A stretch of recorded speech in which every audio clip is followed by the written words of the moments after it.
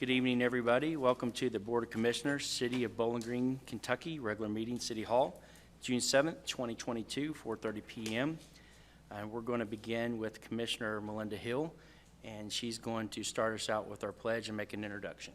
Yes. It's indeed my honor tonight to have with us one of the favorite people I met during last campaign. Sometimes people wonder why we run for office. Well, one of the benefits definitely is to serve the people, but it's also the people you get to meet on the campaign trail. And the gentleman that's going to pray for us tonight is one of those people that I had the wonderful opportunity to meet 2 years ago, and we've stayed in contact this whole time.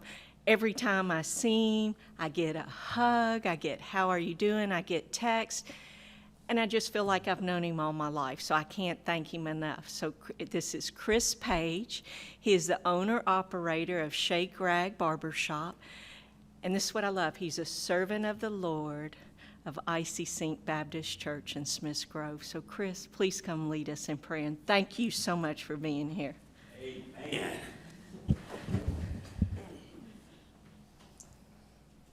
Let us pray. Our Father who dwells in heaven, may your name be kept holy. May your kingdom come. May your will be done in this Board of Commissioners as it is in heaven, Lord. Lord, I just want to, as we reach out to you, Lord, I want to remind them, Lord, of three things, Lord, that they are the face of this city, Lord. Whether they like it or not, Lord, people look to them, Lord. And we know that God don't like ugly, Lord. So I pray, Lord, that whatever they do, Lord, be of pure thoughts and out of love for everyone. Lord, also that they come together, Lord, they could be a real force for this city. Because regardless of people voted for them or not, Lord, they are here. They have been elected to serve the people, Lord. And last and certainly not least, Lord, but as they debate, as they discuss, Lord, even sometimes as they leave here divided, Lord, Lord, I pray that all five of them keep the faith, Lord. Lord, I know all of them personally, Lord, and you know them by their names, Lord. Lord, you know more about them than they know about themselves, Lord. So I pray, even in their darkest days, Lord, even when they on top of the mountain, Lord, I pray that they keep the faith. And I ask all this in the name of Jesus and by the power of the Holy Spirit. And let all those agree, say amen. Amen. Pledge of Allegiance. I pledge allegiance to the flag of the United States of America and to the republic for which it stands, one nation, under God, indivisible, with liberty and justice for all.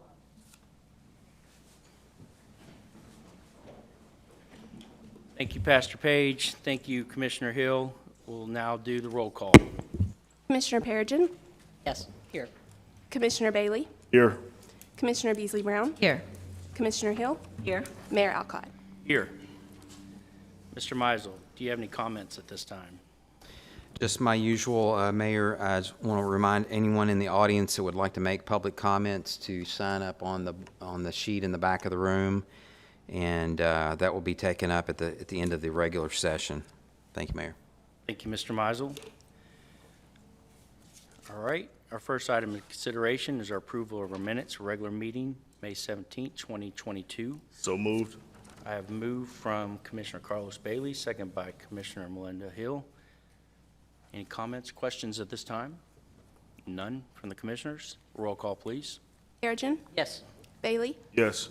Beasley Brown. Yes. Hill. Yes. Alcott. Yes. Municipal Order Number 2022-99. Municipal order approving the probationary appointments of Christy Basham, Jonathan Daniel, Connor Graves, and Thomas Hayes to the position of Parks Facility Maintainer 1 in the Parks and Recreation Department. So moved. Second. Moved by Commissioner Dana Beasley Brown, second by Sue Perigin. Mr. Meisel. We've had some resignations recently in the Parks Department, particularly in the Cemetery Division and the Parks Maintenance Division. We come to you tonight with four individuals that we would like to hire, and I'd like to turn it over to Aaron Holsey, our Human Resources Director, to introduce these four individuals to you. Aaron? All right, so we do have four individuals to appoint to the full-time position, although most of them are already working for us as seasonal workers. We have had several resignations in our cemetery division.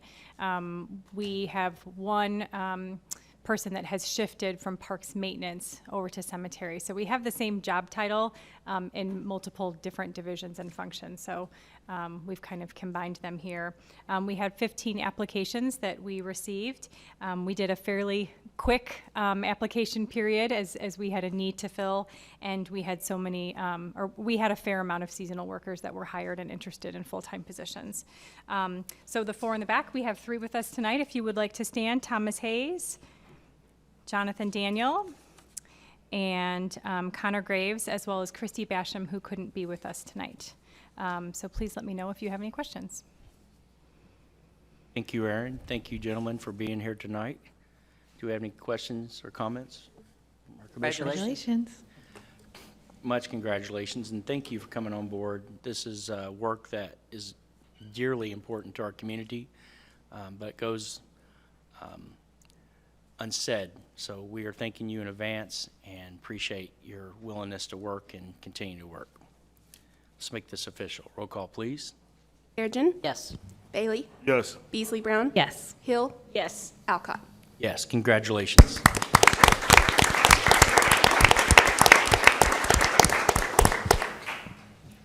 Municipal Order Number 2022-100. Municipal order authorizing and accepting negotiations after sealed bidding for bid number 2022-49 for Small House Road multi-use path construction from Infinity Pipeline, Inc. of Bowling Green, Kentucky in an amount not to exceed $695,888. Move. Second. Moved by Commissioner Perigin, second by Commissioner Carlos Bailey. Mr. Meisel.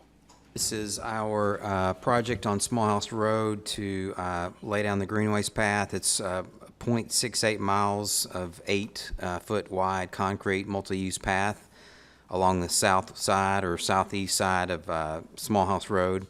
We went out to bid, received two bids, Infinity Pipeline and Scott and Murphy. Both came in over budget. And so we went into negotiations, and as you can see in your memo, Infinity Pipeline came down to the $695,888 figure. It's a fixed price and a guaranteed completion date of November 30th of this year to get this done. And so we are recommending that we go with Infinity Pipeline, Inc. for this project. Greg Meredith, our Public Works Director, is here, can answer any questions on this project, but I'm pretty sure we're going to get started on this fairly quickly, so feel free to answer any questions. Thank you, Mr. Questions you might Meisel. have. I'm very excited to see our Greenway path continue personally. It's an endeavor of one of our 8 pillars, and we put our money where our mouth is, and thank you for the work that goes with it, so thank you. Will Small House Road need to be closed for this? Do we have any road closures? No, it'll be one lane at a time. It'll be, troublesome at times. We've tried to limit when they can actually do the lane closures. So yeah, they'll keep it open, but only flag on each direction. So one lane at a time. We may get extra traffic on Small House because of the Weston. True. And so we've thought about that. The completion date on the Weston is August the 10th. So probably the worst of the impact we hope to do after August for the Small House Road. So there could be some, but there's not a great deal in the summer either, so that's a good thing. This will run from Ridgecrest all the way up to Scottsville Road, so Yes. I forgot to mention that. All the way to Scottsville Road. Fantastic. This- Broadway, Scottsville Road, whatever you want to call it there, so. Broadway, yeah, across from the park. This will actually make a connection to Paul Walker Golf Course and Covington Woods Park from way out eventually, as soon as we cross Campbell Lane, to Shawnee. So they'll be able to utilize that park via a greenway eventually, so, Thank you, Greg. thanks. All right. Roll call, please. Perigin. Yes. Bailey. Yes. Beasley Brown. Yes. Hill. Yes. Alcott. Yes. Municipal Order Number 2022-101. Municipal order authorizing and accepting bid number 2022-53 for concrete from Garrett Brothers Continuous Mix, Inc. of Bowling Green, Kentucky, based on unit prices. So moved. Second. By Commissioner Hill, second by Commissioner Beasley Brown. Mr. Meisel. So we need concrete for various purposes throughout the year, and we went out for bid and received two bids, but one was non-responsive, did not provide the information we required. But in your packets, you'll see the breakdown from Garrett Brothers Continuous Mix Inc. Their price is going to be $106,150. It's unfortunate with inflation. This would have been half this cost this time last year, but concrete prices have doubled. And so we're looking at the $106,150 estimated annual cost for what we think we'll need. This could be used by parks, public works, or whoever needs concrete to repair sidewalks or whatever projects that we're working on in-house. And Greg is here again to answer your questions. I think Brent Belcher is also here, can answer any of your questions you might have on this contract. Just one follow-up question. Since we do know there's a concrete shortage, is this on hand, or is this doubling of the price with, possibly not even being able to have access to it, or do we know we'll have it? So hopefully not. I mean, there is a rationing, if you will, that's going on throughout the country, and so nothing's guaranteed, and certainly this is not guaranteed, but we feel like that over time, that shortage will ease some, and so as we need it throughout the fiscal year, I think we're going to be okay. So the price is just what it is, given labor, given fuel, because it's a very fuel-intensive commodity, if you will, delivered. So, thanks. Other questions? No questions. Roll call, please. Perigin. Yes. Bailey. Yes. Beasley Brown. Yes. Hill. Yes. Alcott. Yes. Municipal Order Number 2022-102. Municipal order authorizing and accepting bid number 2022-54 for police ballistic wear from CMS Uniforms and Equipment, Inc. of Nashville, Tennessee, based on unit prices. So moved. Second. Moved by Commissioner Perigin, second by Commissioner Beasley Brown. Mr. Mizel. This is an annual bid we put out for police gear. In your packets, you'll have a list of items that we went out for bid for. Unfortunately, roughly, I'd say 15 of the 19 items were not obtainable. And so, given the environment we're in with getting stuff, goods, there was no bid on a lot of these items, but there are 4 items that we were able to get a price on, and that was from CMS Uniforms and Equipment out of Nashville. And those items are 5 through 8 on your sheet. The survival armor and various items there, items 5 through 8. So we're going to go ahead and accept that bid from CMS for those items, and hopefully keep working on getting these other items down the road. So requesting your approval to purchase from CMS items 5 through 8 in your packets. Chief Delaney is here to can answer any questions about this gear. Thank you, Mr. Mizel. Questions from our commissioners? All right. None at this time. Roll call, please. Perigin. Yes. Bailey. Yes. Beasley Brown. Yes. Hill. Yes. Alcott. Yes. Municipal Order Number 2022-103. Municipal order authorizing the submission of a grant application for funding through the 2022 Community-Oriented Policing Services COPS hiring program from the U.S. Department of Justice in an amount up to $500,000. So moved. Moved by Commissioner Beasley Brown, second by Commissioner Hill. Mr. Mizel.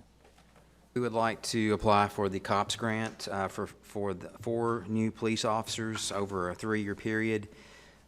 This grant is it's not 100%, but it would cover 35% of 4 officers, which is really good over a 2 or 3 year period.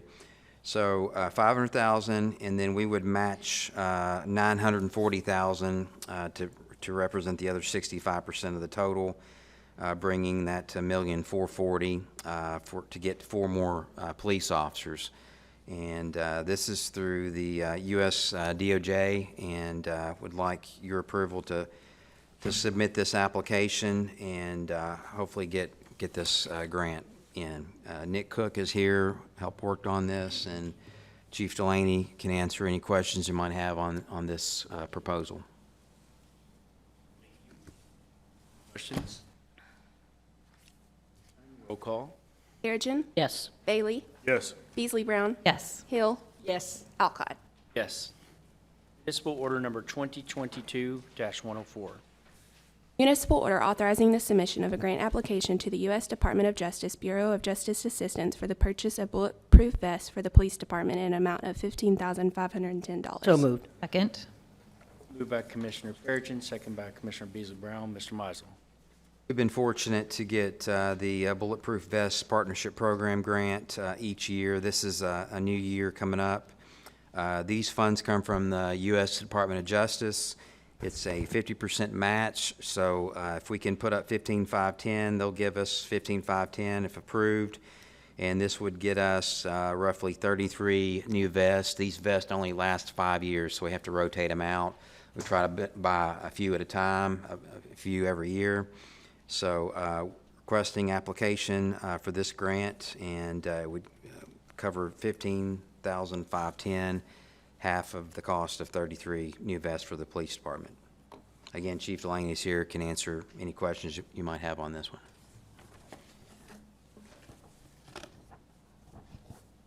Questions at this time? I understand, I've talked to police officers wearing these vests.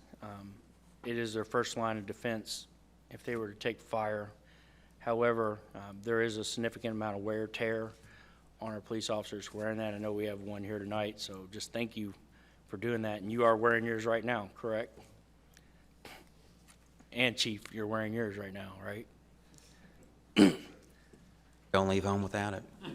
I couldn't imagine doing that, but we thank you for your protection and service to our community, and we hope this gives you a little bit of peace at home. But thank you. Okay, roll call. Perigin. Yes. Bailey. Yes. Beasley Brown. Yes. Hill. Yes. Alcott. Yes. Municipal order number 2022-105. Municipal order approving the year 19 annual action plan of the Consolidated Plan for Community Development Block Grant, CDBG, entitlement funding, and authorizing its submission to the U.S. Department of Housing and Urban Development. So moved. Second. By Commissioner Hill, second by Commissioner Beasley Brown. Mr. Mizel. So it's hard to believe, but this is year 19 of our CDBG money coming up for fiscal year 23, and we found out we're going to be able to get $664,926, which was a little bit more than we expected, and we'll take it.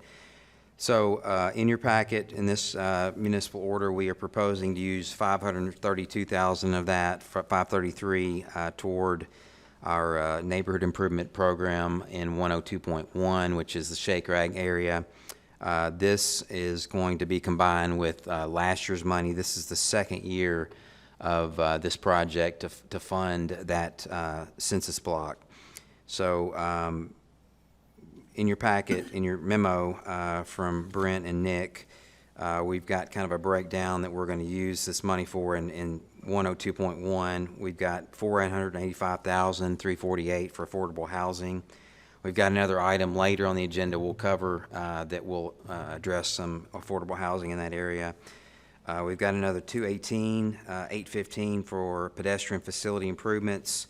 If you drive down there today, we've been working on Fifth Street sidewalk connecting College Center. So that's part of that. And then second page of your memo, we're putting 109,971 into just historical signage, street signs, and pedestrian lighting. Brent and Nick are here, can answer any of your questions, but this is the new round of CDBG for FY23. Brent, can you give us an insight on some of the affordable housing initiatives on this one, just for the public's awareness? 102.1. Yes. I'd prefer if we waited to the next item later on down the agenda to talk about it at that point. Budget? No. Item 13, I believe. Item If I'm 13? going to talk specifically about 102.1. If you want me to talk more generically about neighborhood improvements, I'd be glad to talk about it at this item. Go ahead and give us just a rundown of that. All right, so neighborhood improvements started several years ago. This is actually our third neighborhood area. We started at 105.2, which is on top of Reservoir Hill, went to, this is our fourth area, sorry, 112, and then which is Lampkin Park, Pettigo Park, Glen Lily Road area, then moved into 103.3 and 103.4. All the numbers that I'm spouting are census block groups, just so that you know, so we can track everything. That's how we categorize them. 103.3, 103.4, which is Old Morgantown Road to Morgantown Road, the triangle between those two areas, adjacent to Lampkin Park. So as we moved into 102.1, we knew that this area was different, the needs were different, but let me kind of give you a recap of what we have done through our neighborhood improvements program since that time. This is about our 9th year in this, and so far we've been able to remove blighting influences and do exterior properties improvements to 221 individual properties across those areas, and that's where we're going in and providing many grants to homeowners and property owners to repair issues at their property, exterior issues at the property. Maybe it's paving the driveway, removing trees, new siding, those types of exterior property improvements. We also produced 30 new affordable housing units, the new housing lots. Right now, this summer, you've heard about Habitat kicking off the Blitz, the building Blitz, and 10 houses in 10 weeks. Those are on properties that we helped develop to create. So that project would not be feasible for us not several years ago going in and helping build the road and the water and the sewer and the infrastructure to create those buildable lots. So now there are 30 affordable housing building lots in the city because the investment that this organization made. Also 10 properties that have been acquired for rehab. So these are existing properties, 2 for transitional housing and 8 for affordable rental and affordable home ownership. Those are in partnership with Hotel Inc. and Live the Dream. Those are in 103.3 and 103.4. We also look at the neighborhood in overall and say, what else can we do? And so we've built about 1.4 miles of new sidewalk and about 1.6 miles of park pathways, because we understand that parks are part of our neighborhoods, and they're not just destinations, but they're also pathways, let me get my T's correct, pathways through our neighborhoods, and they are linking and conduits of movement of people, not just to the destination, but to something else down the line.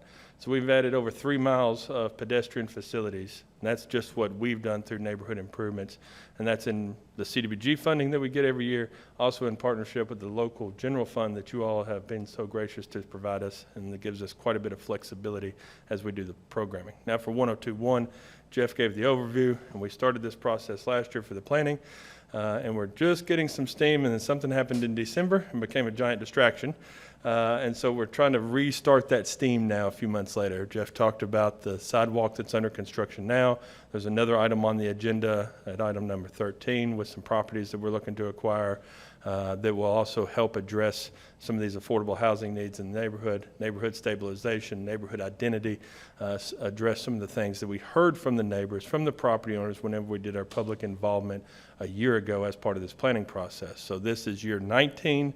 We're looking to come back to you next year with year 20, which will also be invested in 102.1. So we'll be using 3 years of CDBG as part of this, and we're kind of planning out what those numbers will be and what projects will be finally taken with all that. So we're trying to get finished in 103.3 and 103.4, get ramped up in 102.1. We'll be here for a couple more years, and then we'll move on to another area and keep this machine rolling. So with that, I'll entertain any questions about 102.1 or neighborhood improvements in general. Brent, just briefly, so how can, for the purposes of our citizens, if they want to get, access to this money for the neighborhood improvement or to, to improve their home, what do they need to do? Main thing I would say right now is just follow the city on social media because these funds aren't really designed to go to individuals until we develop a program that creates that opportunity.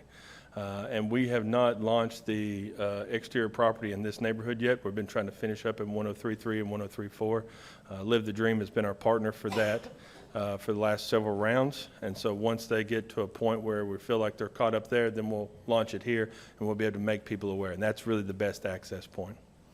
Thank you. Thank you, Mr. Childers. All right, thank you all. I would also like to just thank you for your work over these 18 and going into the 19th year. It's just really incredible reading through this report about all the work that has been done to help mitigate the issues that we have in our community around affordable housing and homelessness. And I'm just so grateful for you keep keep going on a problem that seems to never get any, progress on, that you just are diligently working with our community partners and nonprofits to make sure that, housing is affordable for our community. And I'm excited that we're moving into the Shake Rag neighborhood, and excited to see how we can partner with some of the amazing things that are already there and preserved, like the Shake Rag Barber Shop, and how we can partner with residents and the business owners there to really make sure that that neighborhood is thriving for generations to come. So just thank you for being so intentional and working together with each neighborhood that you're in, and helping it thrive. Thank you. Very kind. Great. Roll call, please. Perigin. Yes. Bailey. Yes. Beasley Brown. Yes. Hill. Yes. Alcott. Yes. Municipal Order Number 2022-106. Municipal order approving amendments to the Administrative Personnel and Procedures Manual for city employees. So moved. Second. By Commissioner Hill, second by Commissioner Carlos Bailey. Mr. Mizel. So from time to time, usually on a annual basis, we try to update our personnel policy procedures manual. We sent this out to you several weeks ago. Hopefully you got a chance to look it over and had plenty of time to look through the changes, but I'm going to hand off to Aaron Holsey again to cover this item, kind of give you the highlights and be able to answer any questions you might have. Aaron? Thank you. So hopefully, I think by reading through some of the changes, you can see that the theme is pro-employee, creating more policies and benefits for our employees. And one of the reasons for this is part of it is for recruitment, but also retention, because retention is the first key to recruitment.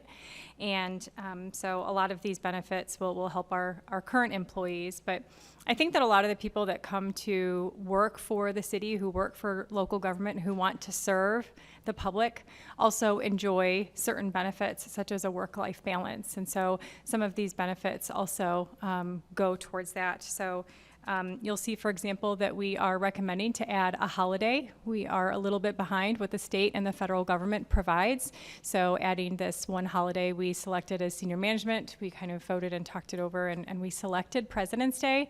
And one of the main reasons for that is children are out of school, so this certainly helps out parents from having to kind of do that that juggle for that day. But there's also it's kind of a gap between holidays as well, so it's a nice time in February to be off. Another one is extending our city-owned vehicle program, and just to clarify, this is for employees that already have city-owned vehicles to respond to issues within the city. So this is not new employees getting issued vehicles or any changes to that specific program. It's really just changing the border.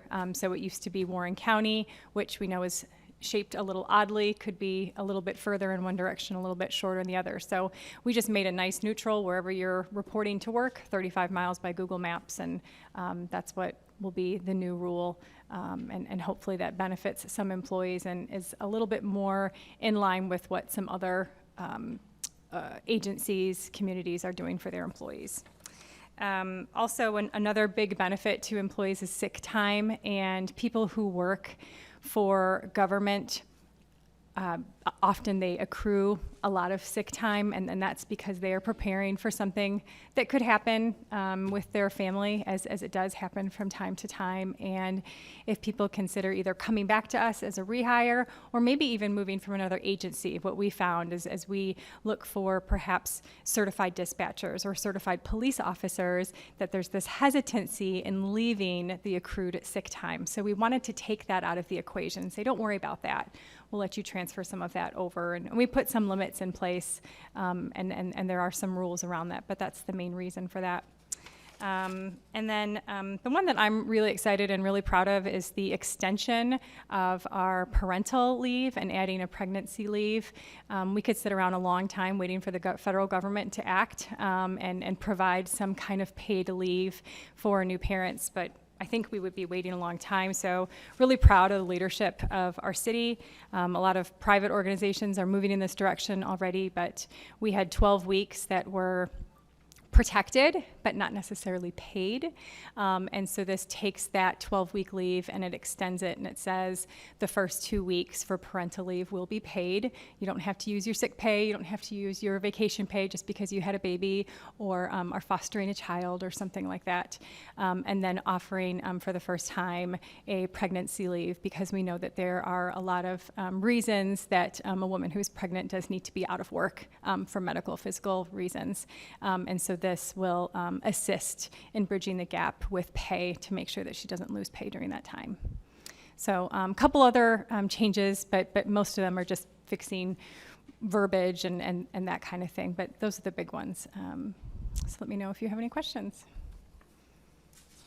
I want to thank you so much for all that you have done to help give our employees that work-life balance. And I'm really excited about this parental leave as a mother and a working mom. Those things really are such a gift to be able to have that time you'll never get back. And so I'm just really grateful for your leadership in making sure we provide those things for our employees. And I noticed that in our budget report moving forward that we have made a big leap in terms of hiring of females and minorities. And I know part of that is your work to really make this a great place to work for everyone. And so thank you so much for all that you have done and are doing. Comments, questions?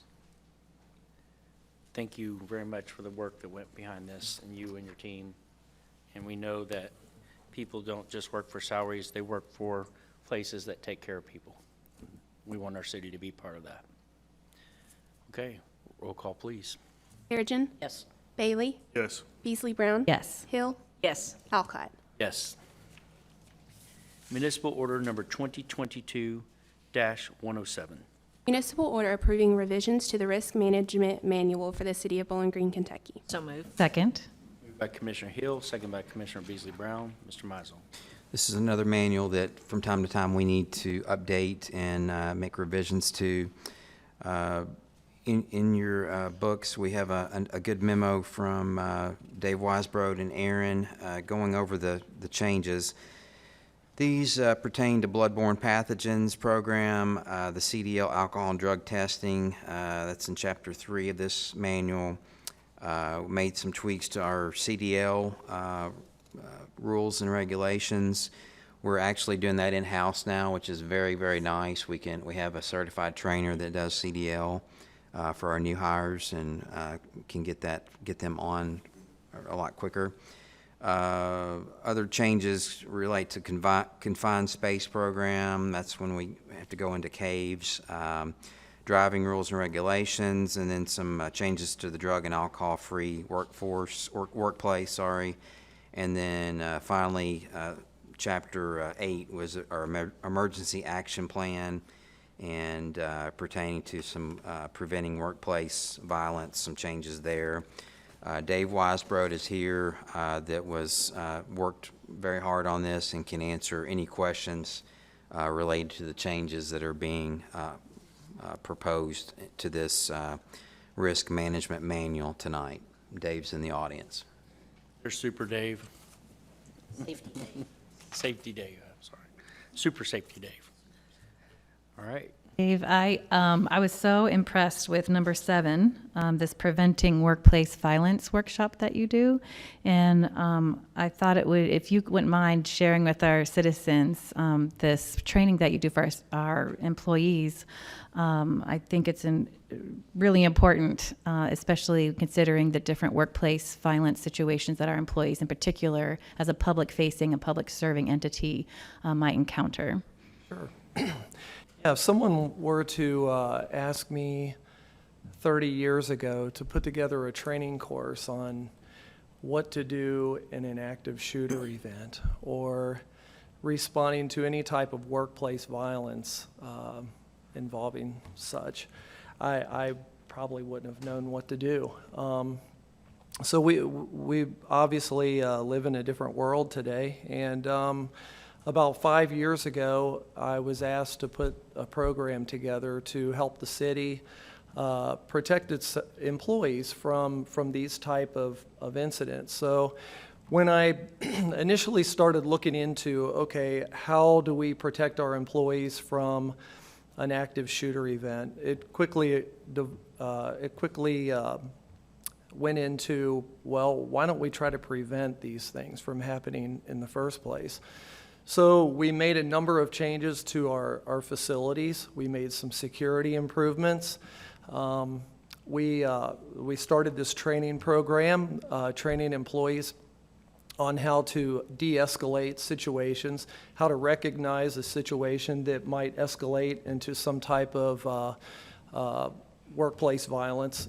And so that's what we do. Each employee that we hire, we bring them on, and within a short period of time, we put them through this training. And we put every one of our employees through this, except for the police department. They kind of do their own thing. But, and so they know they know what to expect, and they know how to handle things. They know where to report, and it's identifying situations before they escalate. And so it's worked out really well, and we're fortunate that we haven't had any incidents here within our government like you see in so many other places. But appreciate the comments, and that's a good thing. Thank you for all you do. You're welcome. Thank you. Most people don't understand, but in the military, safety is correlated to a saving of taxpayers' dollars, and mitigates risk, and it mitigates, always thinking before you go into every situation. And that's what this training gives every employee, because we say who is responsible for training, and Dave has taught us we all are. So well done. All right, roll call, please. Perigin. Yes. Bailey. Yes. Beasley Brown. Yes. Hill. Yes. Alcott. Yes. Municipal Order Number 2022-108. Municipal order authorizing insurance premium payments to the Kentucky League of Cities Insurance Services for insurance coverages of general liability, public officials liability, law enforcement liability, automobile liability, and physical damage, property, and workers' compensation for fiscal year 2023. So moved. Moved by Commissioner Carlos Bailey, second by Commissioner Hill, I think. Perigin, sorry, I heard, or it didn't capture who it was. Thank you. Mr. Meisel. So as you all know, we rely on KLC Insurance Services, Kentucky League of Cities, to provide us with a lot of different coverages. And last year we went to them and were able to get a rate stabilization agreement. And so what that did was it kind of locked in or allowed rates not to increase more than 1.5% annually for all these coverage types, except for the autos. And then the auto was only going to be able to only maxed out at 3% increase each year for the next couple years. This runs through FY24, so this is an annual renewal we have to do with KLC. And we're looking at, for FY23 going into the new year, starting July 1, we're looking at a year-over-year increase of $60,842. On the second page of the memo, you see Table 1 has a breakdown of all the coverage types that we are getting from KLC. And then you'll see in the last column the increase or decrease. Most of the increase going into FY23 is pertaining to property, building, contents, that sort of thing. The next largest one is the automobile liability. But all total, ups and downs, is the $60,842 in premiums that we'll be paying going into FY23. Again, Dave worked on this one as well and can answer any questions you might have on this one. But given the millions and millions of dollars that we have in assets that we have to protect, $60,842 is the increase in premiums. We went from 1.1 to about 1,101,000 to 1,162,000 So overall, not too bad. Thank you, Mr. Mizel. Questions? Roll call, please.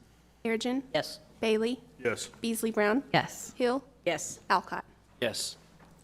Municipal Order Number 2022-109. Municipal order authorizing and approving coverage by Sun Life for employee health care specific stop-loss insurance coverage for fiscal year 2023. So moved. Second. By Commissioner Hill, second by Commissioner Beasley Brown. Mr. Mizel. We're taking care of a lot of our insurance business tonight, but this one pertains to our employee health insurance, and I'm going to let Aaron Holsey cover this item for you. Aaron?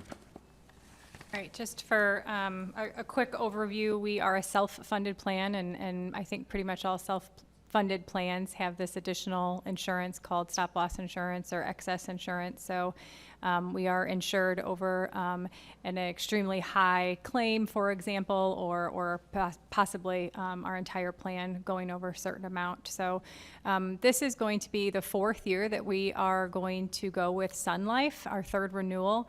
And one of the benefits that Sun Life, I think they're kind of unique in this industry, is that they do rate locks. They're doing a 50% rate lock each year, and they promise no new lasers. And a laser is when they look at a particular patient or member on the plan who has maybe a certain medical condition, and they kind of take that out of the regular deductible and they put a higher deductible on that particular person. So not really ideal in this coverage because it pretty much doesn't benefit us from having this type of insurance coverage. And so we like to have renewals without a lot of lasers. When we went with Sun Life in FY20, they did propose significantly lower premiums, but they did add 2 lasers, and we accepted those at that time. And every year since, we've had no new lasers, and so we're continuing with that. There were a couple of companies, I've put in the memo some details about all of the different companies that had the opportunity to bid, and none came through better when you combine the premiums with the lasers. So some had some lower premiums that they were offering, but they were throwing in 4 new lasers, and that ends up not really benefiting us in the end. So we decided to stay with Sun Life, and our overall increase is only 8%, which, as you know, is about the cost of inflation right now, the rate of inflation, and according to our consultant, Cheryl Morgan, that's probably the best in their book of business. So we're very pleased to continue with Sun Life. Questions? None. Roll call. Perigin. Yes. Bailey. Yes. Beasley Brown. Yes. Hill. Yes. Alcott. Yes. Municipal Order Number 2022-110. Municipal order approving revisions to the employee medical benefit plan for the city of Bowling Green related to the medical, dental, and vision benefit plans. So moved. Second. By Commissioner Carlos Bailey, second by Melinda Hill. Mr. Mizel. The budget team met along with our employee healthcare committee, and we took a look at our premiums, employer and employee, and we have consulted also with Cheryl Morgan, our agent, and we are proposing to make just some slight tweaks to the employees' premiums for our medical and vision. We're not making any changes to our dental premium, but in the memo that we put in your packets, there is a nice summary chart on the first page, and in that last column is the difference per pay period that we are proposing on the medical, the reference-based pricing plan, and the PPO plan that we still carry. I think we're roughly 75% of our employees are on the reference-based pricing plan, which is saving us somewhere between $300,000 and $400,000 a year, we think, which has been a really good plan. We started a couple years ago, but we are proposing slight changes to both plans.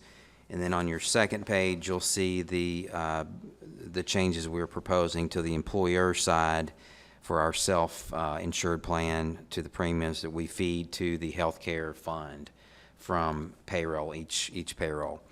So we feel like it's better to make small changes along the way than to wait until we need to make monster changes and really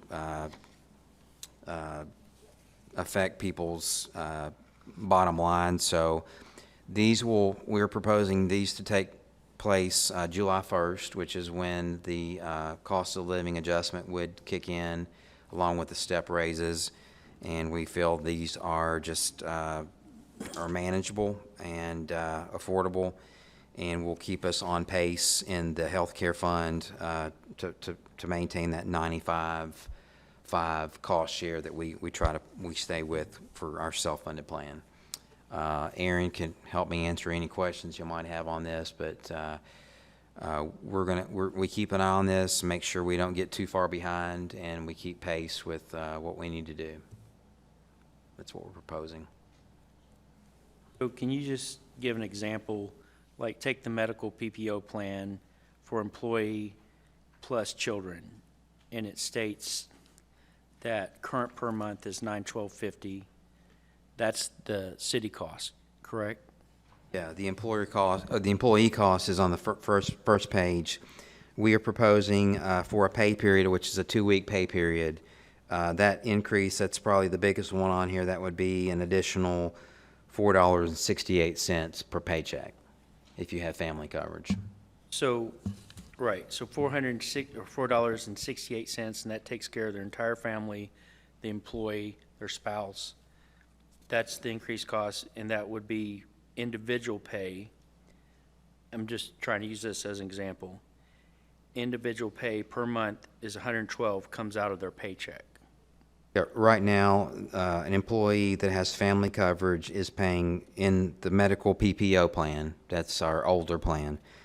They are currently paying $47.02 per paycheck, and we are proposing to go to $51.70 per paycheck. Okay. So is that column headed wrong? Should it be 7123 instead of 7122? Oh, no, I'm sorry. It No, is right.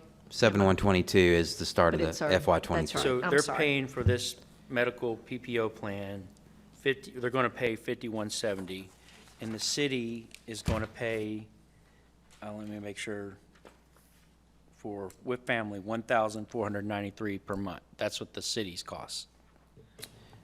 That is, that's for the reference-based plan. For the PPO plan, they're still paying, no, that's right, $14.93. It's the same. Per month, you'll see on the second one, the heading is per month. So if you want to compare, it would be the $112 per month is what the employee pays versus the $14.93 is what the city pays per month. So, And that the philosophy is we're trying to get as close to a 95-5 split as possible. So, right, city so in paying essence, 95. I mean, all I'm trying to do is just trying to give some awareness that we can pay X amount, but there's about, if I had a family and a spouse and 3-4 children, it's max children, correct? Like, However many kids you have. right. Well, I'm just using an example. I'm hypothetical here. So there's an additional no cost to the employee of $14.93 per month that the city takes care of through this plan. Am I correct? Okay. So about, I mean, that right there, let's say even up $1,500 a month, that would be about $17,000 plus a month, or a year. Yeah. That's not included in the salary. One of the things I hear, and I've talked to different government agencies, our counterpart is that we have the best benefits, dollar for dollar, to our employees that include medical benefits. And I just wanted to emphasize that is critically important as we consider all quality of life and we make decisions for salaries. And we know we're making some significant ones tonight, but this is in addition to those salaries. So I just wanted to put that footholder in here and that thought. So thank you. Just real quick, is this a qualifying event to, like, if they wanted to switch from one, like PPO to RPB, since we're not in open enrollment, or? Okay. Open enrollment occurs, though, every year in October, November for the new year. This runs on a calendar year. Okay. Thanks.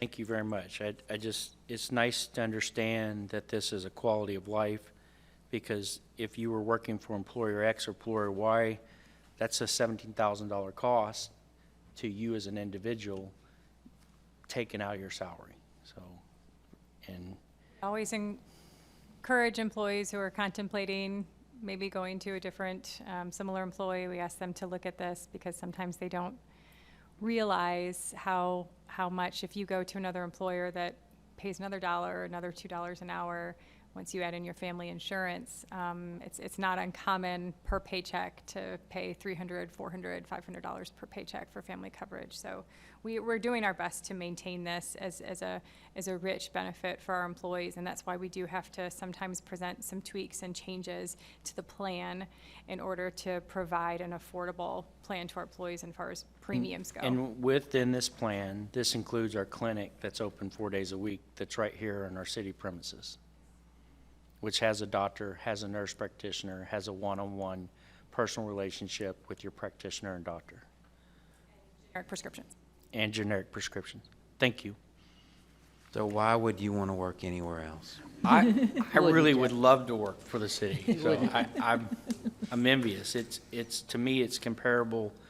The only thing I've seen is comparable is the military, and we took it for granted until we went out on the real world and understood that that was a significant loss, was our medical care, which was a tremendous force multiplier for recruitment, retainment, and quality of life. So thank you. I want to give a shout out to Lori Gray in the back of the room, who should be up here in the front, but she is always so accessible, and so, I'm sure Lori has a lot to do with this, correct? Because she's the go-to insurance girl for the city. But thank you, Lori, for all you do, and always answer your questions immediately and very knowledgeable. So thank you too, Aaron. Quality of life and insurance are very important things to employees. Thank you both. Questions, comments? Okay. Roll call, please. Perigin. Yes. Bailey. Yes. Beasley Brown. Yes. Hill. Yes. Alcott. Yes. Municipal order number 2022-111. Municipal order approving the purchase of properties at 136 and 140 State Street and 533 East 2nd Avenue owned by the Moses family, and authorizing the mayor and other authorized city officials to execute the real estate sale and purchase agreement, deed, and all other necessary So documents. moved. Second. Moved by Commissioner Perigin, second by Commissioner Carlos Bailey. Mr. Mizel. So we're going to go back to our discussion on neighborhood improvement program, and I'd like to turn this over to Brent Childers pertaining to Census Tract 102.1, our Shake Rag area that we're working on. Brent? So earlier we were talking about some of the planned broad categories of things that we wanted to do in 102.1.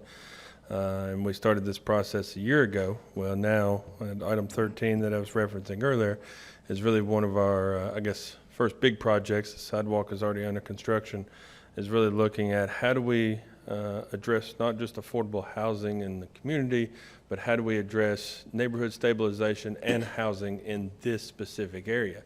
Whenever we were doing our public input, talking with the neighbors, talking with the stakeholders of 102.1, what we heard this theme come up of, we want to preserve our neighborhood. And looking at the neighborhood, it is being compressed by a couple of institutional factors. You have the Medical Center Graves Gilbert, that medical healthcare complex. This isn't about Med Center Graves Gilbert, it's about that concentration on one side, but on the other side, you also have a huge city presence. You have a parks presence. We own from 3rd Street all the way up to 6th Street with a variety of investments. And so then you have some other forces out there, just market forces, that are putting strains on the stability of the residential environment in this area. And so what we started to hear more and more about was the series of Moses' properties. And there is a history here. The Moses were in this community for a very long time, own these properties. And I don't want to be the spokesperson for the history of these properties, but I will kind of give you a brief overview, because if I mess something up, I apologize now. I want to go ahead and say that from the beginning. But one of these properties is very special to a big segment of our community, and that's the Southern Queen at 140 State Street. And that's the corner property. And that was a property that was served as a boarding house, a rooming house for African-American entertainers during segregation. So there's a tremendous amount of history that goes into this property, as this being a traditionally African-American concentrated neighborhood on this end of 1021. Reminder, 1021 is larger than just Shake Rag. It comes up the hill some. And so that property, as the Moseses, the patriarch and the matriarch have passed on, the children are now, I've not spoken to them face to face because they don't live here locally, but talking to them, this deal really couldn't have happened without the grandchildren, is who I really spent the most time kind of talking to about this, and have agreed to sell the property to the city, and to preserve that legacy of what the Southern Queen was to the community, so that the Southern Queen could live on. Now, if you go down there today, the legacy of the Southern Queen is not what it once was. It's not what it was 15 years ago. It's not what it was 50 years ago. So it's going to take a tremendous amount of work to bring that back. And so one of the questions that I get as I've worked on this project for over a year, trying to get to this point to purchase these properties, is what's your plan? And so I'll give you the start of the plan. And sometimes my plans are you just get started and you figure it out as you go. And that's kind of where we're at with this one. So I don't have all the details, but our first plan is, one, get through closing. This has been a challenging property acquisition, not my most challenging, but it's up there. And then start really emergency stabilization. The deterioration of these properties over time from lack of maintenance has put them in a state of disrepair, severe disrepair. And that's also part of the pricing of these properties, given their location and proximity to the healthcare influences that are there. So really looking at how do we stabilize these, how do we prevent future deterioration in the short term, and then it's about finding a partner who's going to take these. I don't want the city to be the owner of these properties long term, but looking for a partner that can take these properties, rehab these properties, and eventually create affordable housing opportunities. So this is 3 properties, all within maybe 200 feet of each other. So 136 and 140 State Street are corner properties right there at the corner of 2nd and State. And then as you turn down 2nd, 533 East 2nd is just a little ways away. That one's going to require quite a bit of work to get the tree that's growing through the wall out of the wall. And so I've been in that one. I have not been in 140 State. I've not been in 136 State. So that's the short-term plan, and then it's really about finding that partner that's going to come alongside the city as an investor, as a manager, as an owner of these properties, and provide some stabilized, affordable housing in this neighborhood. We feel like it is marketable, that it's the right location, given it is a 2-block walk to the hospital facilities and all the job opportunities that are available there at those intersections between the medical center and Graves Gilbert. And so we're appreciative of the support from the city, but also take advantage of this opportunity to preserve the legacy and the neighborhood there as we move forward. And with that, I'll entertain any questions. Brent, first, hats off. It takes me back to a memory when I was probably a teenager. So where my wife works at is the MediEquip building. And the MediEquip building, or the Heart and Lung building, it sits on the footprint of the older High Street. And when I was a teenager, my uncle, and there was probably a lot of people that came up here. Jimmy Bailey was a coach at Bowling Green at one time, but he was a bus driver too. Mm-hmm. But I know a lot of people came down here and were complaining about High Street, leaving because it was one of the only African-American high schools that was there. So I want to tell you hats off, because preserving, the Southern Queen is very important, especially not just for those celebrities that were there, just for our local population. One of the things I think about is that Green Book and the history that just comes behind that. So hats off to you for just doing that. Truly, genuinely hats off to that. And then creating affordable housing with the other homes in this neighborhood to make sure that we put occupants back into a house that they can afford. that's something I truly appreciate. That's something that I know that a lot of us here want to make sure that it moves forward because it's something that we need in our city. I just want to tell you thank you for that. Thank you. I appreciate that. One thing you did bring up that you reminded me of, we want to make sure that this story tells on. Sometimes we because we know something, we think everybody knows something. And so sometimes we have to be very intentional in making sure that that story lives on. So we will be making some investments to make sure that that story moves on, even though the property will be preserved and we'll move forward, that story continues to lean on. And so thank you for those kind words. Just want to clarify too, since I'm kind of a money guy, but this money is community development block grant money, and I think it was from it's not, I'm sorry, clear me up. This is part of the local funds that you all provide It's, as okay, part of our local NIP. funds This for is the not with NIP. CDBG. Sorry, thank you for clearing me up. Whenever I then. talked about, we appreciate having that for the flexibility. This was one that we really needed some flexibility to navigate based on the historic character of the homes and some of the things that we need to get done to move this forward. But we will be investing CDBG, we assume, as part of some of the rehab moving forward. But this is not CDBG. Thank you. So I understand, someone is gonna restore these houses, not tear them down and build new things that correct. would be restored. Okay. Felt like the only way that we could ensure that these properties lived on, particularly 140 State, was if we were the owner. Anything else, if we left this to the market, then we thought it would not live on. Thank you. Any other questions? I'll just remind the public, when it comes to land acquisition or purchasing, that has to be done in closed sessions, and this was unanimous from our Board of Commissioners in supporting you in this effort. So, again, this is first for the public to hear this or understand this. However, we're very proud of this effort, and thank you, Brent, for leading. You all. Okay, no further questions, comments, roll call, please. Perigin. Yes. Bailey. Yes. Beasley Brown. Yes. Hill. Yes. Alcott. Yes. I think I'm on now, sorry. All right, municipal order number 2022-112. Municipal order approving the reappointment of Lloyd Ferguson to the City County Board of Adjustments. So moved. Second.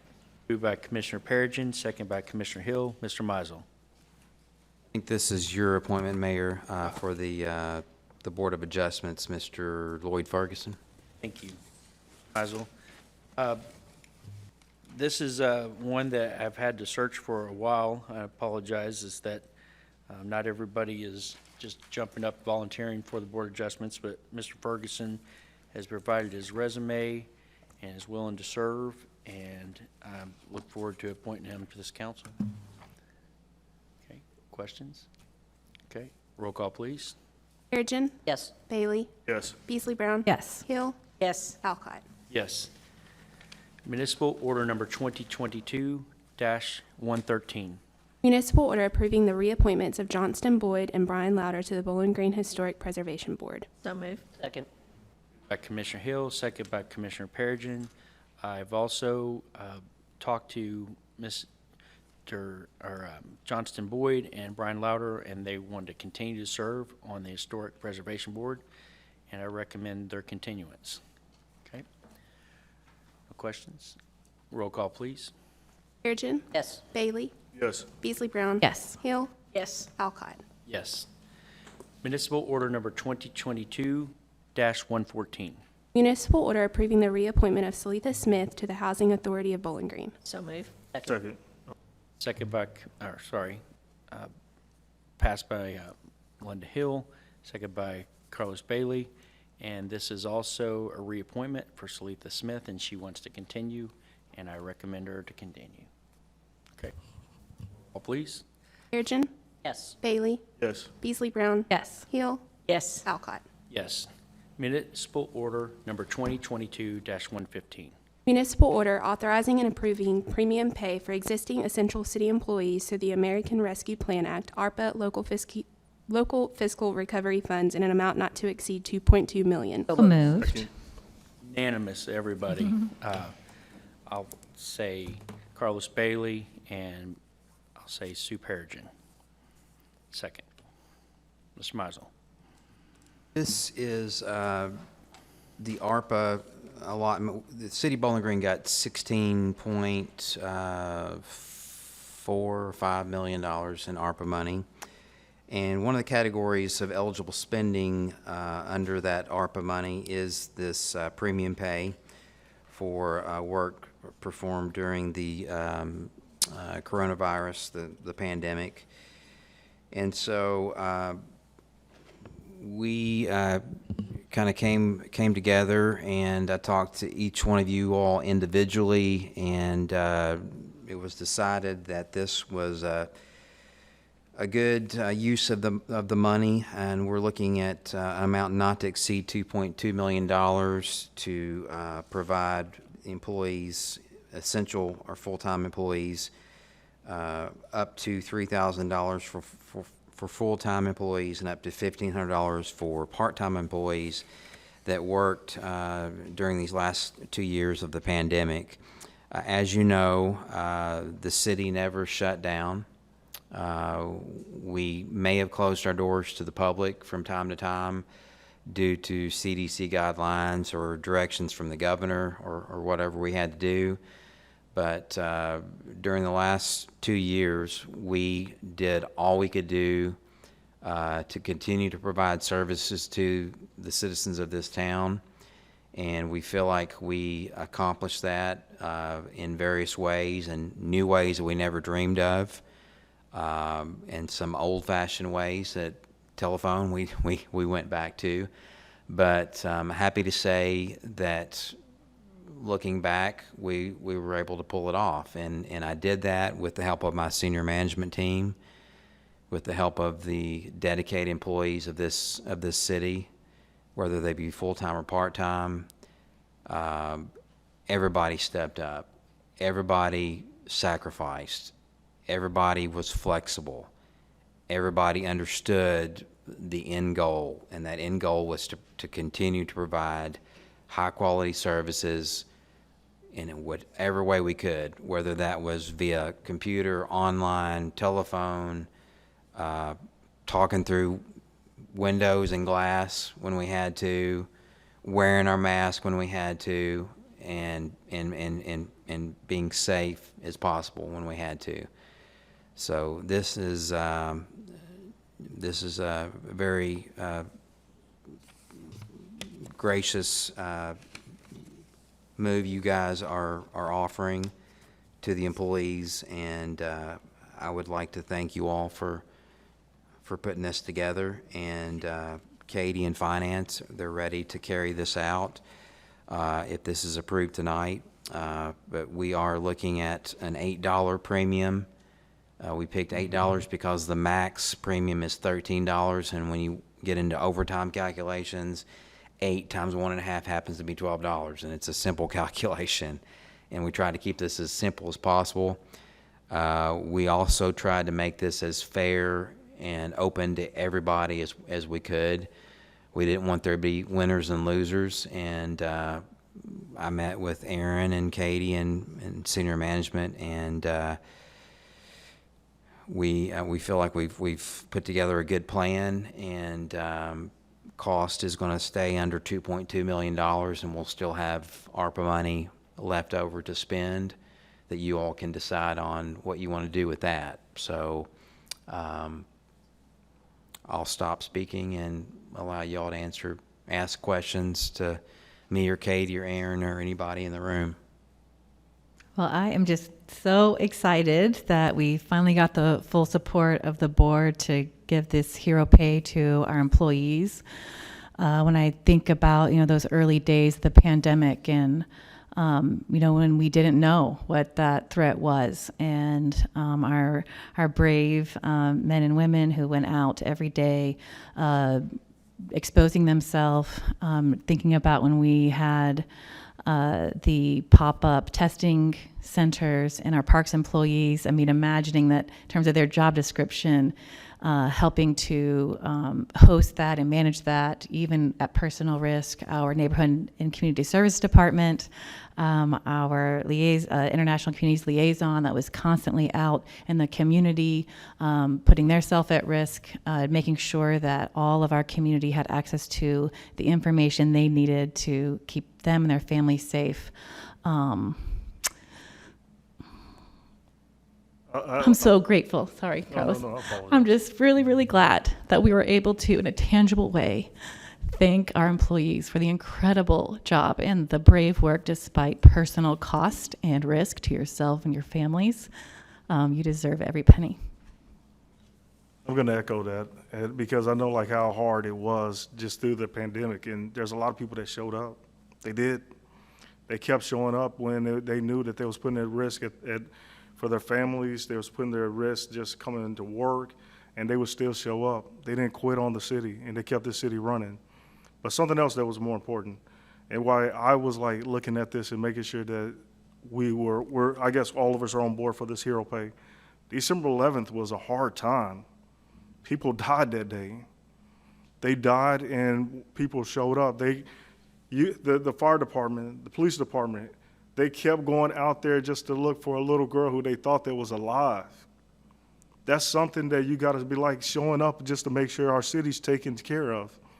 So when we look at that, this is an appreciation to make sure that you guys know that we appreciate everything that you guys have done. From the city manager, from Katie, from the attorney, from, and I apologize, Aaron. from Aaron and stuff. You showed up when it was even tough on you and your families. So I think that this is something that was needed. So this is just our appreciation, just saying thank you. Just want to say thank you to our leadership team and everyone with the city. As Jeff said, you all kept the city running. I can't imagine if our city had shut down. I just can't even imagine that. So thank you all from the bottom of my heart. But I also want to thank the commission. This is one thing we truly came together on. We could have made a real quick decision in the beginning, but we stepped back, we all worked together, and we're giving all of our employees this. And I'm so thankful for that. So thank you to all my fellow commissioners for us all coming together and working on doing this. Ditto what everybody else said, but especially the thanks to our public safety folks, fire and police and public works and everybody that came together. It was amazing.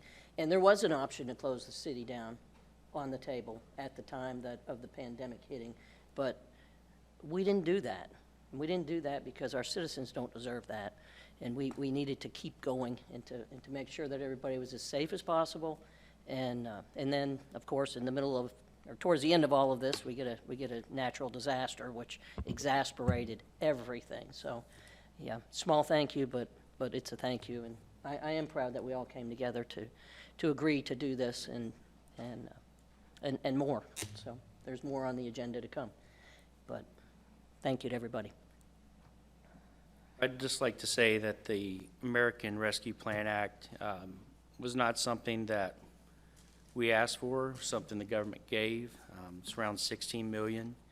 And, you know, there was an effort at one time to give it to only a pool of our employees. And, you know, that step back from the commissioners, and I appreciate that strategic pause, was that's not going to work. There are too many people, just like Jeff said, that put their lives on the line to keep this city running, whether it was our cemetery. I mean, again, they were putting people in graves when people had COVID, and we didn't even know what it was. You know, you look back, and no one could have predicted what COVID was going to happen. However, we didn't lose a city employee. We were very fortunate, you know, during that period. You know, we had a lot of people. I think everyone up here, everyone I know has had some form of COVID. But we were able to mitigate that because we had great response. I remember, and I'm very proud of our city, was one of the very first within the community to give vaccinations. And it was seamless to be able to get that. And it was a volunteer process, and those that didn't, there was no questions asked. And it was done very well from leadership from top down. We have opportunities to invest. Part of that investment is our people, and to neglect them as a whole, and that's to leave someone out, would have been the wrong thing to do. We didn't do that in this plan. I appreciate that. And the second is, as we look at ARPA funds, what is going to give Bowling Green, the taxpayers, the best way to be able to lead us into the future and to make sure those investments count? Because it's easy money, and everyone grasps for easy money. But it's money that we have to pay back as a nation, probably well beyond our lives or our grandchildren's lives. So I want to make sure that this money is that investment, and I see this as part of that, which is our people. So thank you. All right. No further questions, comments? Roll call, please. Perigin. Yes. Bailey. Yes. Beasley Brown. Yes. Hill. Yes. Alcott. Yes. Ordinance number BG 2022-23 is our first reading, is non-binding. Ordinance adopting annual city budget. Ordinance adopting the City of Bowling Green, Kentucky annual operating budget for fiscal year beginning July 1, 2022 and ending June 30th, 2023 by estimating revenues and appropriating funds for the operation of city government. So moved. Second. Moved by Commissioner Perigin, second by Commissioner Hill. Mr. Mizel. Thank you, Mayor. We did the presentation this year on the video, and hopefully all of you all got a chance to see that. But we're looking at an $86 million general fund budget for FY23 and an all funds budget of $164 million. We framed this year's budget around the strategic plan that you all adopted, and it had 8 pillars for growth management and implementation in that strategic plan. Real quickly, those 8 pillars are efficient governance. I should have these memorized, but I don't yet.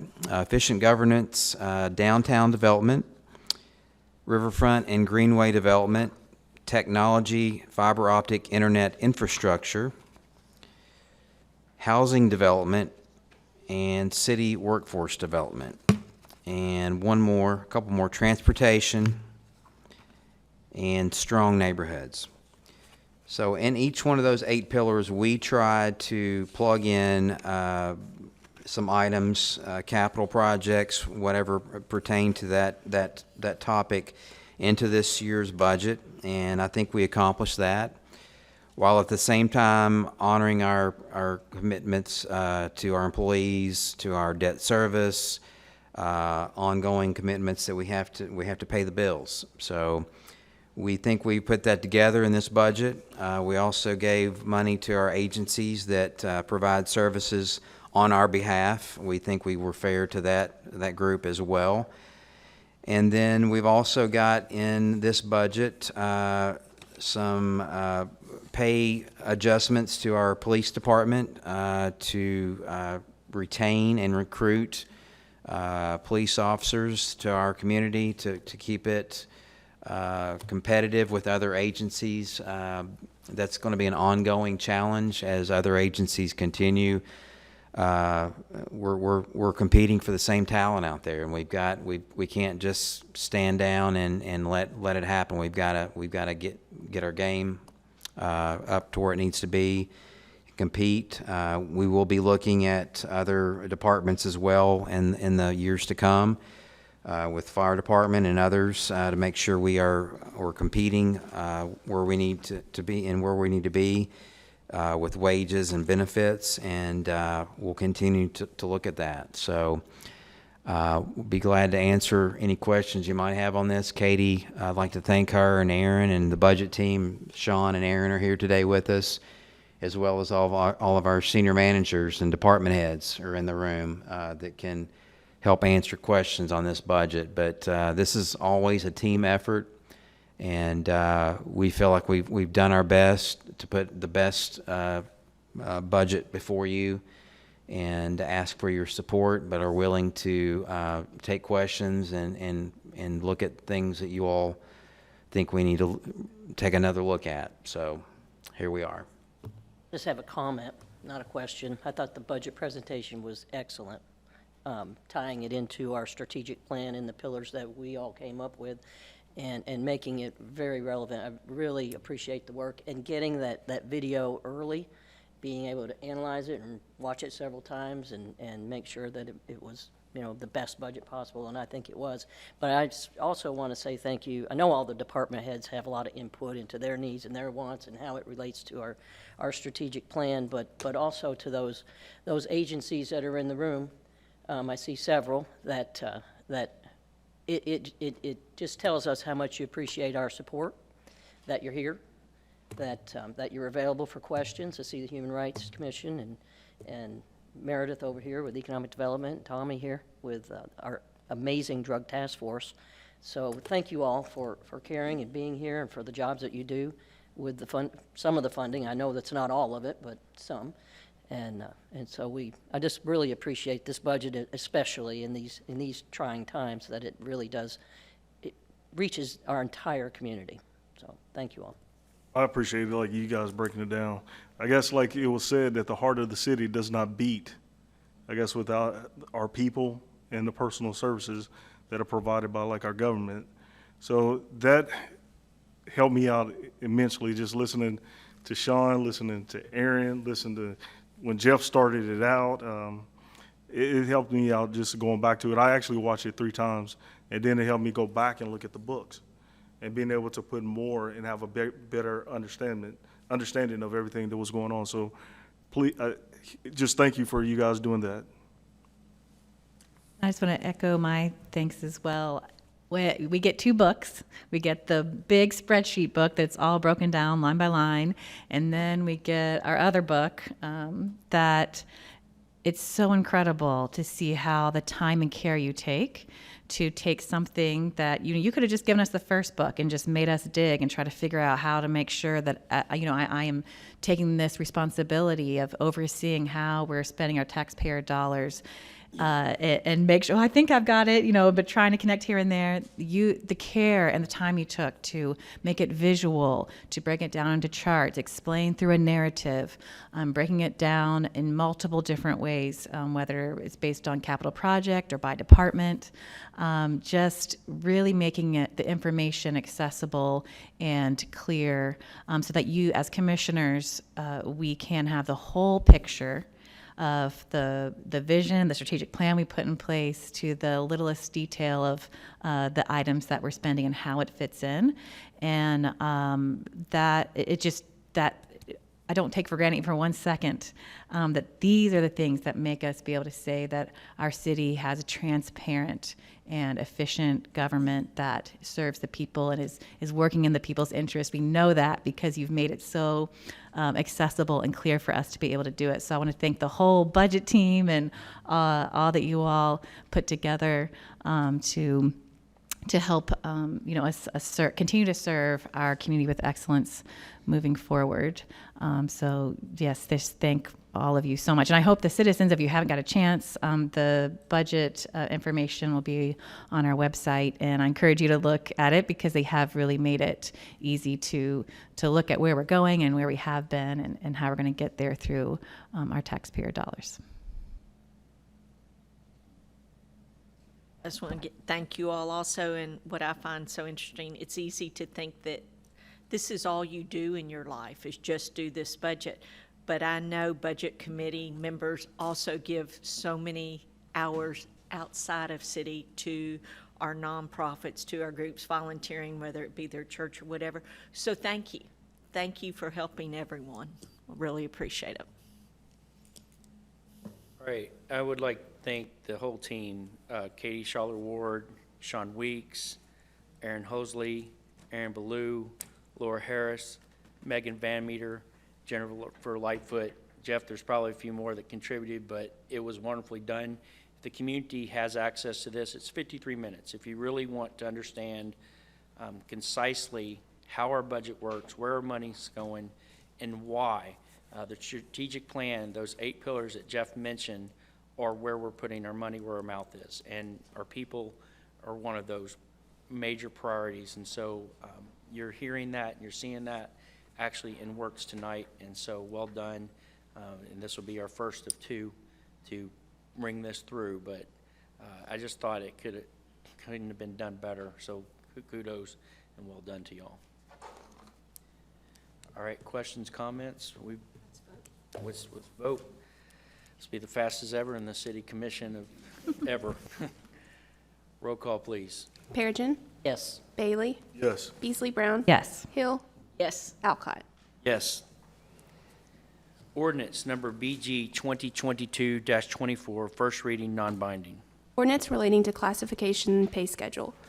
Ordinance amending the classification pay schedules G for general classified, F for fire, P for police, D for department head/management, and U for unclassified part-time employees, and authorizing pay increases for fiscal year 2023. So moved. Second. Moved by Commissioner Beasley Brown, second by Commissioner Hill. Mr. Mizel. So before I hand this one off to Aaron, just to cover what Commissioner Bailey just mentioned, we are a service organization. We don't make cars, we don't make widgets, we don't manufacture anything, we provide services. And to do that, it takes human capital. And so we're the fastest growing city in the state, and we will continue to be for a long time, I feel like. We are now over 500 full-time employees, roughly 300 part-time employees at any given time or peak times. And we have to service 40 square miles. And if you look around the state, except for Lexington and Louisville, there's no other state that covers 40 square, or city that covers 40 square miles to my knowledge. It's a big area, and it's a big challenge. So we have to invest in our people. And to provide the best services at the lowest possible cost and at the best efficiencies, we have to have skilled people that we can hang on to and not train them up and they go on to somebody else and we lose them. This budget puts that into play, is that we have to refocus on our human capital.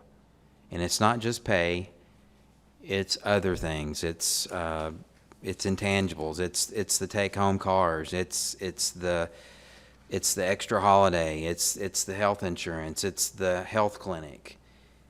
But this municipal order before you tonight, right here, this 2022-24, sets in play our pay schedules for the new year, and it keeps us competitive. And we've made some changes to some positions. See, even some titles to positions, but I'd like Aaron to kind of hit the highlights and give you an overview of this item. Aaron? I first just want to say thank you. Back in January, you all unanimously, without discussion or anything, just said that you supported us creating a budget work with a 7% COLA. And there are some communities in Kentucky that are doing that, but not the majority. And all of the employees I know feel the squeeze right now. And so thank you for allowing us to put together, knowing from the very beginning that this was something that not only you would approve, but you really supported and wanted us to do. 3 of the schedules, we are moving forward with the 7% COLA, so the starting pay moves up 7%, all of the steps move up 7%. And then the 2 that I would note would be the Schedule P, which covers our police department. We've known for a while that we needed to look at this schedule and do something different. Certainly the governor showing support for law enforcement within our state by increasing KSP's salary helped this along. But this particular starting number, the $51,500, came directly as a request from the police chief. And so it was, when we talked and we sat down, it was pretty easy for us to support and to get there. But hopefully this isn't the end. This isn't going to be the last ask we have for this pay schedule. So we know that we have a little bit more work to do, but we also knew that we needed to be financially responsible and step it out. So we're doing that, and the police department is aware of that. In order to create to eliminate too much compression by moving up the bottom of that scale, it really kind of butted up to where those sergeants, the police sergeants, started. So we adjusted the sergeants as well, starting at 63,000, and then the rest of the scale, P3, P4, and P5 were adjusted by 7%. So that's that schedule. And then also drawing attention to Schedule U, we have the majority of our part-time, this is permanent part-time and seasonal, as well as some temporary workers, fall into this schedule. And we were struggling. We've been struggling for a couple of years to fill these spots and really in areas that are really important for our city and for the quality of life. Lifeguards for our water park. I mean, who hasn't been there and needed to dip into that pool to cool off, and the kids love it. But in order to provide hours, we need lifeguards there, and so we needed to find a comparable pay for them. All of the parks maintenance employees that keep our parks beautiful and as a great amenity to our city, we were really struggling there as well. And so we looked at that schedule, and like we did last year, we eliminated some of the first couple of grades, and we combined them. So this was really a moving up of the bottom. And so you'll see in that we're now starting at $12 an hour at a minimum for our part-time pay schedule, where it was at $10.10. So that's a bit of a change there. And again, you will probably see another request for an adjustment in future years as we continue to step up this scale. Very pleased to know, thank you for your support last year, moving up our general schedule, full-time employees to $15 an hour. This year, they're moving up to $16.08 with that COLA. So thank you. I think that we're providing as good of a base salary as we can for full-time employees with the city. So appreciate that. If you have any questions, there's some other details about the increases, step raises, senior managers, city manager, as well as yourselves, some details in there as well. But let me know if you have any questions. Aaron, I just want to say hats off for bringing this to our attention last year, and for us to be unified to getting this done. I know, and hats off to our city manager. I met with Katie. I met with Danita Weeks, and I apologize if anybody else that I'm leaving off. Please forgive me. But just hats off, because it shows that we really care about the people that are working in the city. And like our city manager said, this is a service program. It's a service government. It's not something that we build, but we are trying to provide service to the people of 40 square miles. And this is basically going to make sure that we're going to recruit the best. We're going to recruit and retain some of the best officers that's going to want to stay with the Bowling Green Police Department. I know maybe about 3 weeks ago, I was on the phone actually with Hillary, and I said, the police is here. And they were talking to my wife, and there was an incident that had happened. And it was actually a young lady that had a breakdown, and I had to let her go, and I called her back right after that. But I could tell you, Chief, I didn't get that officer's name, but the way that he handled that with that young lady, and the way that he was making sure that my wife and my youngest daughter was safe, is something that is immeasurable, to make sure that we're retaining and recruiting people know how to handle things, in a fashion that is giving even the person that may have committed something even the respect that they deserved. So it's something that I appreciate that you guys have done here. So hats off to you guys.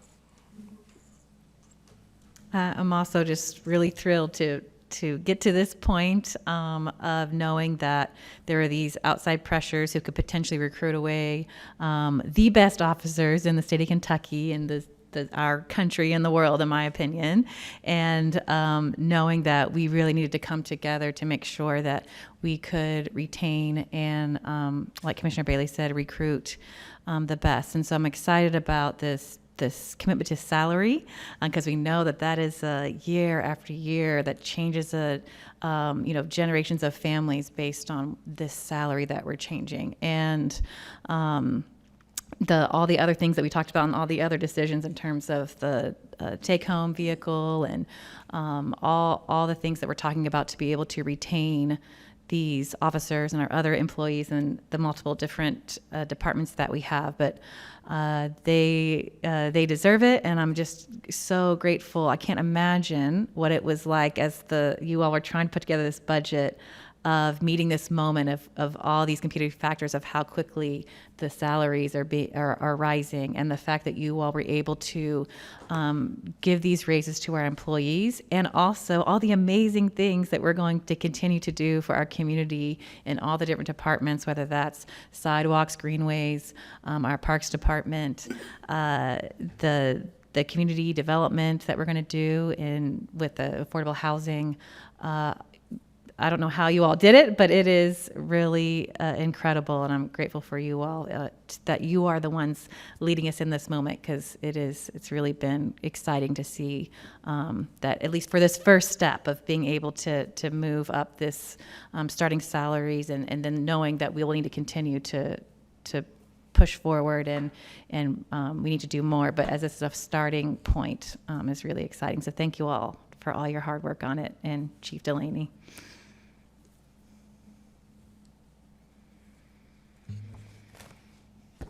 I think it's great, wonderful. Investing in people is, from an HR lens, as I mostly look through things, is the right thing to do, always. Always invest in your people, and you will get the best.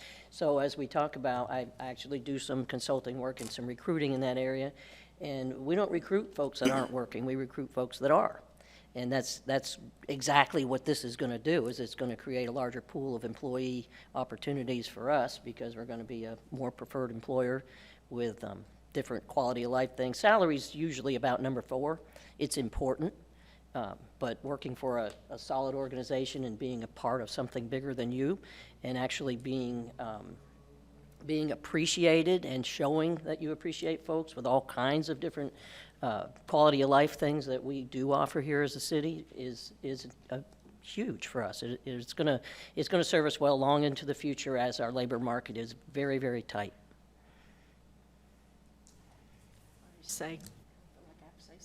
Thank you all so much for the hard work, and we did this without a pay study, didn't we? So thank you. Yes, we did. So thank you so much. Once again, it's an example of us all working together to take care of our employees, so thank you very much. I was going to reiterate that we didn't allow you to have a pay study, but in the end, a calculator is going to give you rates, and then we have to make a decision. And you made that decision not in a vacuum. You made that decision with our city employees, and I know those meetings happened, and I know that brings transparency. That also builds trust, and so trust is critical. That we don't have a union to represent, but we have chiefs, we have individuals that this is their real livelihoods, and that they're able to communicate that through their leadership, that these are important issues. In the end, you don't win everything you want, but you are able to move that ball forward, and that's what happened here, and it came through the leadership, through our leader, our city manager, and so I just want to say kudos for doing it the right way. Whenever we do things the right way, in the end, we never regret it. Just like, we put out bids out there, we put them out there for weeks on end to get the right, solicitation so people can understand. And that gives us the time. It enables us to understand what's happening, and we don't do things at knee-jerk reactions. And so that is what's happening here tonight. And I know it was a lengthy process, but you came out in what I think, in my opinion, are manageable, move forward ways of take care of our employees. Again, it's like you said, it's not everything, but it's moving that ball forward, and that 7%, maybe it will offset some of the costs that we're feeling with inflation, but that's forever, and that's going to help out. So thank you. Well done. All right. No further questions, comments? Roll call, please. Perigin. Yes. Bailey. Yes. Beasley Brown. Yes. Hill. Yes. Alcott. Yes. Ordinance number BG 2022-21, second reading, binding. Ordinance rezoning real estate. Ordinance rezoning tracts of land containing 33.41 acres from AG Agriculture and RE Residential Estate to LI Light Industrial located at 1597 and 1609 Glasgow Road and 233 Sunnyside Gods Road, presently owned by Marty Duvall. So moved. Second. Moved by Commissioner Carlos Bailey, second by Commissioner Hill. This was a 5-0. Ben, appreciate you being here, Mr. Peterson, for the entire meeting. Another one of our divisions that we take care of, Planning and Zoning, and Mrs. Duval and Mr. Duval, thank you for being here. Go ahead. Any other further questions, comments? Okay, let's make this official. Roll call, please. Perigin. Yes. Bailey. Yes. Beasley Brown. Yes. Hill. Yes. Alcott. Yes, thank you. Thank you. Ordinance number BG 2022-22, second reading and binding. Ordinance rezoning real estate. Ordinance rezoning attractive land containing .34 acre from RM2 two-family residential to RS1D single-family residential located at 1201 Cowell Drive, presently owned by Hunter Morrow. So moved. Second. By Commissioner Perigin, second by Commissioner Hill. This was a 5-0 vote to last unless there's any further questions, comments. It's none. Roll call. Perigin. Yes. Bailey. Yes. Beasley Brown. Yes. Hill. Yes. Alcott. Yes. Mr. Spiller, great job. And would you check to see if we have any comments from our public at this meeting? I'll go ahead and state that our next meeting is scheduled for June 21st, 2022 at 4:30 p.m. right here in City Hall. Thank you. We have one name. I'm reading it. It's Brian, and he's going to discuss neighborhoods. Brian, you want to go ahead if you're here? Join us at the podium. And we give people opportunity up to 5 minutes, Brian, so the podium is yours. Brian Fishback. I'm here concerned to about the Bowling Green neighborhoods that are about to have a new law enacted, if it hasn't already, by the Bowling Green City Commission Board that will protect these neighborhoods from being changed in order from having the houses in these neighborhoods from being torn down, to have an apartment building or some other type of building to be built that will change these neighborhoods for the residents who live and have lived in these neighborhoods. Some of these residents have lived in these neighborhoods for 50 years or more. And there is an interest about what should be done to have the United States Historic Shake Rack Community Neighborhood that is located in Bowling Green, Kentucky, to also be included in with this new planned neighborhood law. While some on the Bowling Green City Commission Board right now will not qualify to legally vote against the inclusion of the Shake Rack community in with this new law for these neighborhoods, because of having a conflict of interest and concern to having been employed by Western Kentucky University, since Western Kentucky University is included in with the TIF district, and since the TIF district has been built and located in the United States Historic Shake Rack community. There have also been meetings with the neighborhood residents concerning this new neighborhood law. They included Bowling Green City representatives and also Warren County representatives during the last few months about the protection of their neighborhoods from unwanted changes, such as the neighborhoods of the Briarwood neighborhood and the Magnolia Avenue area, and also for the county areas such as the Cheney's Dairy Barn residential area. And residents of the Shake Rack community are also interested in this same type of meeting to discuss keeping their neighborhood from being changed and damaged by things that they also do not want in their neighborhood. I'm not sure if you all have already taken the votes. However, I wrote this a little while ago. I can give my email address to the Bowling Green City Commission board members who will qualify to vote about the Shake Rack community's inclusion in this new planned neighborhood law. I'm not sure if it's already been taken or not. The vote has, but if it's in the next month or so. And I'll give my email address to those who do not have a conflict of interest with the TIF district by being employed by a partner of the TIF district, such as having employment with or receiving payments from Western Kentucky University. Before it's too late for the inclusion of the historic Shake Rack community neighborhood in with these other neighborhoods' new structural plans, or before a final vote is taken by the Bowling Green City Commission Board during the next month or so about this new plan law for these neighborhoods in Bowling Green and Warren County for ethical purposes. Because it seems like there's always new plans for the Shake Rack community that the Shake Rack community residents never get to vote about. And as a matter of fact, things are happening right now. All right. Thank you. Thank you, Mr. Fishback. All right. That's all the comments we have. We are adjourned for this evening. Good evening. Thank you.